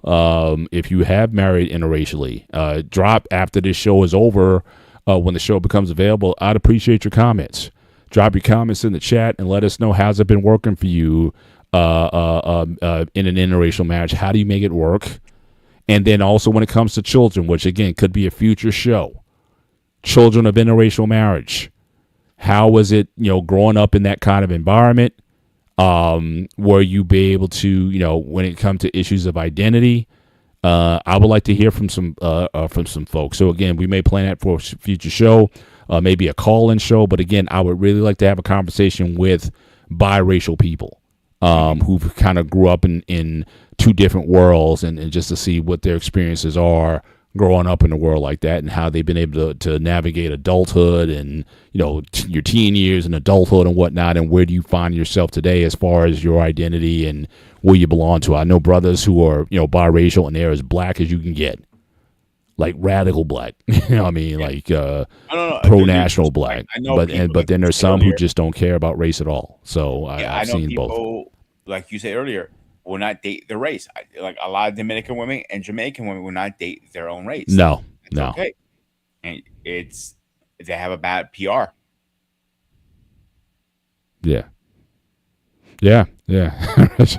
When black people say capital B, or whatever, that's since a kid. Yeah. Certainly I say college, we were indoctrinated. We were told. We were encouraged. Black man, marry that black woman. Regardless, I don't care how bad she is or what. But again, they were hearing it also, like the idea of this is the 80s, this is the 90s, and there was certainly on a lot of college campuses there was this very pro-black push. If you remember back then, you had Fresh Prince of Bel-Air, you had A Different World, and you had this So you had this smattering of again wanting to show. The Cosby Show was still running at that time, so again you had this push to say, We can be successful. We can marry. But like I said, you had the Cosby Show. You had Rock, which is probably my favorite show was Rock back in the day. You had, like I said, Family Matters. You had all these shows that were highlighting and celebrating black families. And I certainly think that we need to kind of get back to that. We certainly need to get back to that. But again, wherever you find love, if you think you can find love, the passport bros, good luck. If you think you can find that outside, and again, some of these passport bros, some are looking for black women still, but maybe not black American women. But for some of them, they're going to, Latin American countries, they're going to Asia, Thailand, or whatever. Just be careful when you go to Thailand. That's all I'm telling you. Be careful what you're getting when you go to Thailand. You don't know what you're getting over there sometimes. So just make sure you check under the hood, so to speak, before you engage in something over there. So just make sure you're good there. But I think, like I said, on the margins is good. Braxton, my question is, where does Meghan Markle look black? She can blend in, right? Like I said, but her mom, like, I didn't know until I saw her mom at their wedding, and so that was the sign. But even then, it was a problem. So the fact that if she had problems, imagine if Harry came out with a chocolate sister, an African sister, or something like that. What would have been the outcry then if she had problems? You know what I'm saying? So that's the the idea. So yeah, you go in School Days. I remember that movie as well. The whole light skin, dark skin thing. All that stuff was there as well. And the Parkers, even though it was a nuclear family, but they weren't broke. Yeah, I mean, but the idea of showing black families in the different capacities that they come in, I'm still a fan of that. If you were to ask me honestly, who would I want my black my daughters to come home? Good quality black men of character. If you ask me my preference, if I could do a Thanos snap and just snap my fingers and look, there it is. But if they find it outside, if someone's going to love them and take care of them, whatever, I got no smoke. I got no issues. Yeah, come on in, and hopefully, it'll be certainly a successful arrangement. But again, just as a note, again, we were supposed to talk about nonprofit organizations this week, but I think we're going to carry that conversation next week, and then the week after that, we're going to talk about the whole idea of taxing and taxation, tax policy, tax percentages, different types of policies. Would you prefer maybe have it? Should we go to a flat tax? I know a lot of libertarian politicians always talk about a 10% flat tax. Get rid of all these taxes, get rid of all these loopholes. Just go to a flat 10% tax rate or whatever, and just call it a day. And would that help to alleviate the corruption and people trying to hide money, oftentimes through these nonprofit organizations, which we're going to talk about next week? But that's going to be part of a conversation. So taxation is something that we want to certainly explore in the next couple of weeks. So again, BMU, he'll have the right slides and everything ready. But again, to my wife, who's going to see this later, that wasn't the intention. I have no idea how BMU is going to create it, but I love my chocolate, and I'm committed to, to that. So don't be triggered by seeing me with a white woman around me in the slide. Chocolate forever here, and certainly we're starting. This is season 30 for us, and we are definitely looking forward to certainly many more years. Certainly in the future. But Pete, we can certainly start to land this plane. Yeah, I got your final thoughts. Three things, really fast. All right. Yep. First of all, my final thoughts are, love who you want. Don't look by the skin. Don't care about that background. Love who you want. If you're into Asian, bang an Asian chick. If you like a black chick, that's for romantic, Peter. Shut up, you. I will. Do I need to push the button? Do I need to push the button? Oh, wrong button. Push the. You've been wanting to do it all night, so you might as well. Go ahead. Shut the fuck up. So if you want to date a chocolate sister, just make sure you don't pull her wig off. That's the only thing I'm going to say to you guys. but everything else doesn't matter. Mm. You got happy and love each other. And that is so. Two follow-up things. I want to announce it here. So on my side of the world, I'm always trying to grow us, right, Paul? Yes. So officially starting Tuesday, we will be on Rumble or starting on Tuesday, and we have an X account too if you want to contact us there. So our Rumble handler is going to be Spartan HQ, and our X handle is just the Spartan. Just in case anybody is on that, you want to follow us, be my guest. Mm-hmm. Please do. Now, Eric asked a question here, which I'm kind of scared to entertain. So as much as I love Peter, which I do, he's not the son-in-law you'd be crazy about. Peter as a son-in-law, that would be very interesting. We'd have to talk, but we probably get along. I mean, we're into a lot of the same things, so I could. Me and him? I could. No, I'm saying me. If you were my son-in-law, so again, my daughter brought you. Right, my daughter brought you home, and there's this crazy Greek dude. Here's another scenario. You go, hey, he's single, my daughter's single. Why don't you guys get together? Your wife is gonna look at you like, hey. She's gonna go.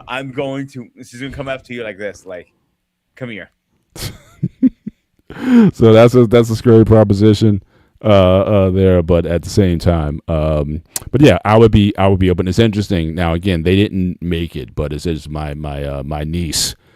She was dating interracially, and we met him over Christmas, and we thought it was kind of like a big deal because again, you typically don't bring, like, in fact, King and Michelle talked about this as we wind down. They said that certain holidays, if you bring someone home around the holidays, Thanksgiving and Christmas, you're saying it's a serious relationship. 4th of July or Memorial Day doesn't count, but bringing someone home for Christmas, you don't just bring a random around the family at Christmas time. And so met him, good guy. We were both in the IT field, so we were kind of relating and all that stuff. I didn't, no problem whatsoever. Unfortunately, they broke up because of distance and things of that nature. But yeah, I would, certainly, if he's loving my daughters, then I can't help but love them. I'll say that how could I not? If you are, and I can see it in my daughter's eyes, how she feels about you, you must be doing something right. And so with that, I would certainly be appreciative of that, and certainly I would be more than welcoming you. But again, preference wise, yeah, bring a brother home. Let's make some more black babies, and let's just keep this thing moving. And I'll just leave it there. But again, I want to thank you guys for being with us tonight. Make sure you hit the like button. Certainly, as we close out the show, hop over to Sparta HQ Network. Hit the like button there as well, and also consider becoming a subscriber. If you love what's going on here, you love what's going on in Sparta HQ Network. We're a growing network. We're all very close to getting monetized on that channel and platform. So again, for the people here, help us out over there as well, and get that channel cranking as well. But BMU, as always, thank you, even for the controversial slide decks that you give us. But again, we appreciate just the platform and the opportunity to be here and to have this audience. You guys could have spent any part of your Sunday anywhere else, but you chose to spend it with us. We thank you so much for being with us. So certainly for myself, Mr. Bennett, and he is the Ghost of Sparta, a.k.a. Peter, a.k.a. Panayotis, Christos Anesti. Aphos Anesti. There you go. Happy Easter, certainly to the Orthodox community, and hopefully, for those who believe, yes, he is risen, and certainly hope to give you meaning for your season and for your lives going forward, that you live a life worthy of that rising. So for myself, for Pete, this is the Gray Area. Take care, God bless, and we will see you next time. Good night.